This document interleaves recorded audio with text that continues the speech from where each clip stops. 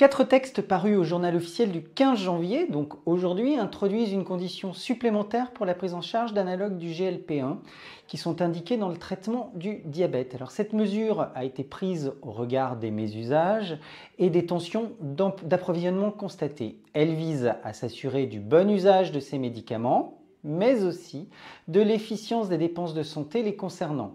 Elle subordonne la prise en charge d'Ozempic, Victoza, Trulicity et Byetta, lequel n'est plus commercialisé en France depuis fin 2024, au renseignement par le prescripteur de certains éléments concernant les indications et les circonstances de la prescription.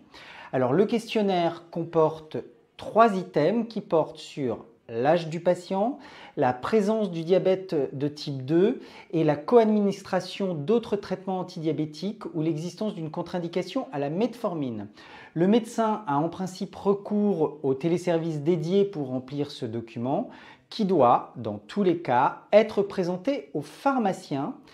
Et c'est pas pour rien, c'est de pouvoir ouvrir droit au remboursement de la prescription. Ce document, il doit également être transmis au service du contrôle médical de l'assurance maladie par le prescripteur, le pharmacien ou tout autre professionnel de santé. Alors, le non-respect de ces obligations peut donner lieu au constat d'un indu, sympathique, correspondant aux sommes prises en charge par l'assurance maladie. Ça, c'est ce que précise l'article du Code de la sécurité sociale. Dernière info, la mesure entre en vigueur très vite puisque c'est à compter du 1er février 2025. Alors, retrouvez cette info sur le moniteur des pharmacies.fr et n'hésitez pas à nous suivre sur les réseaux sociaux.